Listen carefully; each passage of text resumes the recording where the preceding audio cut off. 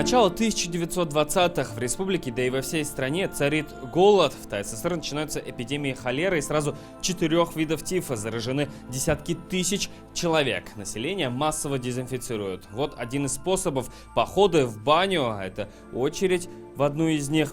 С собой все берут веники и тазики. В борьбе с болезнью все средства хороши. Столовые и медкабинеты от американцев, дезинфицирующие камеры, массовая вакцинация. Правда, в селах делать прививки соглашались не все. Врачам приходилось уговаривать население. Бывали казусы, когда приезжающие врачи острым скальпелем делали на плече ребенка острый надрез, тогда не было шприцев, и буквально вот в этот вот надрез они вкладывали небольшое количество порошка детрита, необходимого для борьбы с оспой. А родители после того, как вот такая манипуляция проводилась, они часто вымывали детрит из вот этой вот ранки. Так что это время борьбы не только с эпидемиями, но еще и с предрассудками. Победить оспу и массовый голод удалось только к середине 20-х. Годы войны, и ситуация повторяется. Недоедание, отсутствие лекарств, социальной и медпомощи, особенно в деревнях. Без еды невозможно, а потому люди начали употреблять больных животных. В 1943-м вспышка сибирской язвы, а через год эпидемия септической ангины. Я могу даже сказать, что мой дед умер от септической ангины, мой дед Ахмед.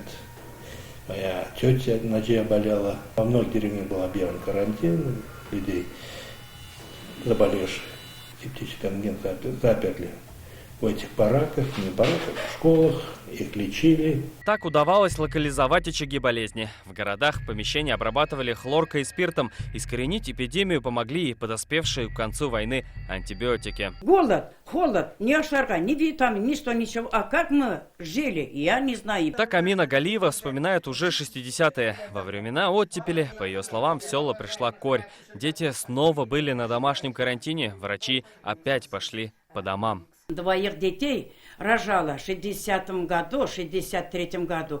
И в то время они у меня тоже заболели всякие эти корью, чаща. Какую-то мазь нам выписали. Каждая медсестра каждый день приходили, намазали у меня такие маленькие дети, да, намазали на каждой болячке. И это удалось пережить. Вообще тогда в ТССР было сразу несколько вспышек. И тиф, и гепатит, а за 2 года гриппом и ОРЗ заразились почти 1 миллион человек. У Нины Захаровой тогда была малярия. Говорит, перепробовали все. В ход шли народные методы. Таблетки уже не помогали ничего. Сколько уж я там лежала, я не знаю. И вот кто-то маме посоветовали и подсказали, что напоить меня вот коневым соком вот этого от свежего кала.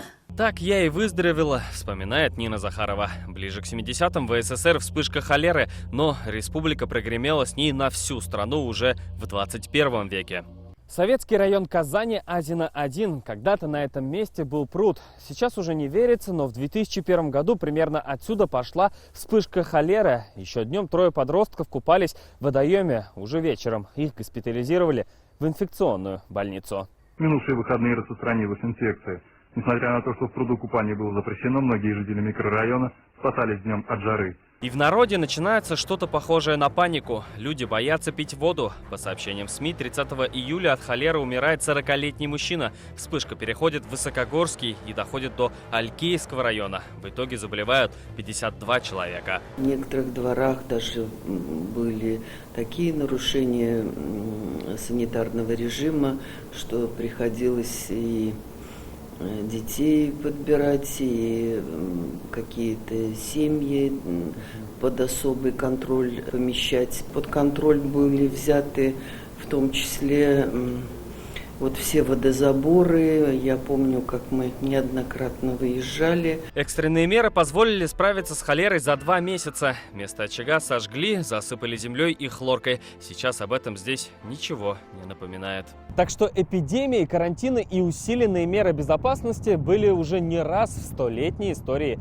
ТССР. И, как показывает практика, паниковать не стоит. Достаточно придерживаться советов врачей, соблюдать правила личной гигиены и думать не только о себе, но и об окружающих. Салават Мухаммадуллин, Ренат Сафин, ТНВ, Мамадышский, Высокогорский районы и Казань.